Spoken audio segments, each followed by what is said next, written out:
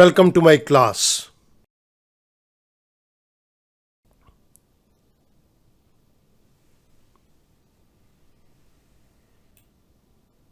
The Indian Contract Act 1872. Difference between pledge and hypothecation. इस particular video lecture के अंदर मैं प्लेज और हाइपोथिकेशन के डिफरेंस को टेकअप करूंगा. This is lecture number 112.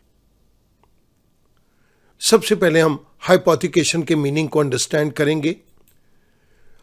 Hypothecation is the creation of a charge that is right over movable asset as collateral that is security to secure a loan without giving up ownership rights and possession of the assets. Hypothecation के अंदर एक loan को secure करने के लिए किसी movable asset के ऊपर एक राइट क्रिएट कर दिया जाता है जिसके अंदर ऑनरशिप राइट या असेट के पोजेशन को ट्रांसफर नहीं किया जाता. मैं इसी बात को एक्सप्लेन करने के लिए एक एग्जांपल को टेकअप कर रहा हूं. Example of hypothecation. Mister T, a taxi driver, wants to purchase a new taxi. Mister T एक टैक्सी ड्राइवर है और वो एक नई टैक्सी को परचेज करना चाहता है. He has only 1 lakh rupees at his disposal whereas the price of the new car is rupees 5 lakhs. Mister T के पास सिर्फ 1 लाख रुपया है जबकि नई कार का प्राइस 5 लाख रुपया है. So Mr. T shall give rupees 1 lakh as cash down payment and the rest of the amount that is rupees 4 lakh shall be financed by a bank.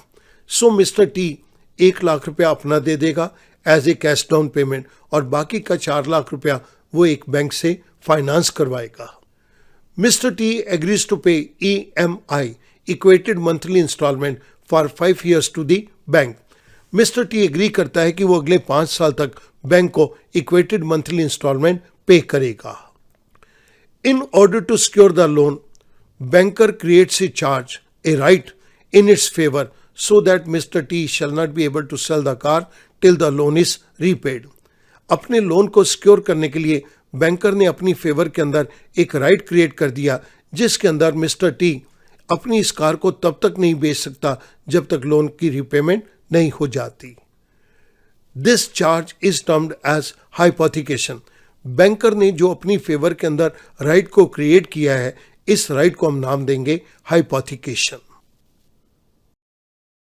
This right is created with the help of transport authority of concerned area that till full amount of loan is not repaid back to the banker, the transport authority shall not allow the transfer of car to any person. ये अधिकार concerned area के transport authority की मदद से create किया जाता है जिसके अंदर जब तक ये लोन का अमाउंट पूरा बैंक को रिपे नहीं होगा तब तक ट्रांसपोर्ट अथॉरिटी इस कार को किसी और को ट्रांसफर करने की इजाज़त नहीं देगी. The transport authority shall allow the transfer of this taxi to someone else only when the banker issues a no objection certificate to sell the taxi to someone else by Mr. T. Transport authority इस particular taxi को किसी और को transfer करने की इजाज़त तभी देगी जब बैंकर एक नो ऑब्जेक्शन सर्टिफिकेट इशू कर देगा. जब banker no objection certificate issue कर देगा तब ही ट्रांसपोर्ट अथॉरिटी इस पर्टिकुलर टैक्सी को मिस्टर टी को किसी और को ट्रांसफर करने की इजाज़त देगी और बैंकर नो ऑब्जेक्शन सर्टिफिकेट तभी इशू करेगा जब उसे सारी रीपेमेंट हो चुकी है. After getting the NOC certificate from bank mister T shall be free to sell the taxi. No objection certificate मिल जाने के बाद ही मिस्टर टी इस पर्टिकुलर टैक्सी को किसी और को बेच सकता है. Now Mr. T shall submit the NOC to Transport Authority with other ownership document to the authority to sell and transfer the taxi. अब मिस्टर टी बैंक से प्राप्त किए गए नो ऑब्जेक्शन सर्टिफिकेट को ट्रांसपोर्ट अथॉरिटी को submit करेगा और इसी के साथ साथ वो ऑनरशिप डॉक्यूमेंट भी ट्रांसपोर्ट अथॉरिटी को देगा सो दैट वो अपनी टैक्सी को किसी और को बेच सके और ट्रांसफ़र कर सके. इट मीन्स जब तक बैंकर नो ऑब्जेक्शन सर्टिफिकेट नहीं देता तब तक मिस्टर टी इस पर्टिकुलर टैक्सी को किसी और के नाम पे ट्रांसफ़र करके बेच नहीं सकता और बैंकर नो ऑब्जेक्शन सर्टिफिकेट तभी देगा जब बैंकर का पूरा लोन अमाउंट रिकवर हो जाएगा.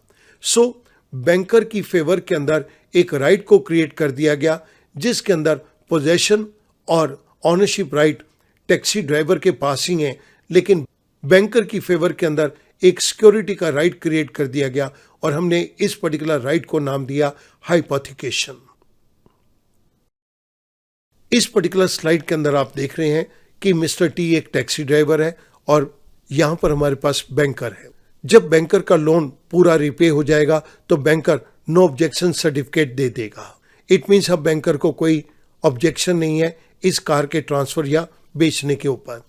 मिस्टर टी बैंकर के नो ऑब्जेक्शन सर्टिफिकेट को और ऑनरशिप डॉक्यूमेंट्स को ट्रांसपोर्ट डिपार्टमेंट को सबमिट करेगा कि मैं अपनी कार को किसी और को बेचना चाहता हूं और ट्रांसफर करना चाहता हूं। बिना बैंकर के नो ऑब्जेक्शन सर्टिफिकेट के ट्रांसपोर्ट डिपार्टमेंट इस पर्टिकुलर टैक्सी को किसी और के नाम पे ट्रांसफर नहीं करेगा। Now the difference between pledge and hypothecation. Movable property is applicable in both the cases of pledge as well as hypothecation. Pledge और hypothecation दोनों के केस के अंदर ही movable property applicable है। In the pledge, possession of movable property is delivered to the pledgee by the pledger as a security for the debt. Pledge के case के अंदर debt की security के लिए pledger movable property का possession pledgee को दे देता है। Whereas in hypothecation, a charge, that is a right, is created in favor of lender over the movable property, but the possession and ownership rights of the movable asset remains with the borrower, that is debtor. लेकिन hypothecation के case के अंदर जिस आदमी ने पैसा उधार दिया है उसकी फेवर के अंदर एक राइट क्रिएट कर दिया जाता है, लेकिन मूवेबल असेट का पोजेशन और ऑनरशिप राइट दोनों ही बोरोअर के पास रहते हैं। So, in the case of hypothecation, the debtor continues to enjoy the possession of goods. Debtor के पास ही goods का कब्जा रहता है, लेकिन pledge के केस के अंदर possession pledgee के पास चला जाता है। Since the debtor is in the possession of movable asset, he can use the asset the way he wants, but he cannot sell the movable asset without the consent of lender, that is creditor. क्योंकि debtor के पास movable asset का कब्जा है, वो asset को अपनी मर्जी के साथ यूज कर सकता है, लेकिन वो उस पर्टिकुलर असेट को लेंडर की क्रेडिटर की कॉन्सेंट के बिना बेच नहीं सकता। While in the case of pledge, the debtor loses the possession of the movable asset as well as his right to deal in the pledged assets. Pledge के case के अंदर डेटर से मूवेबल असेट का possession चला जाता है और अब वो उस पर्टिकुलर असेट को अपनी मर्जी से यूज नहीं कर सकता। Student, I hope now the difference between pledge and hypothecation will be very much clear to you. Thank you very much.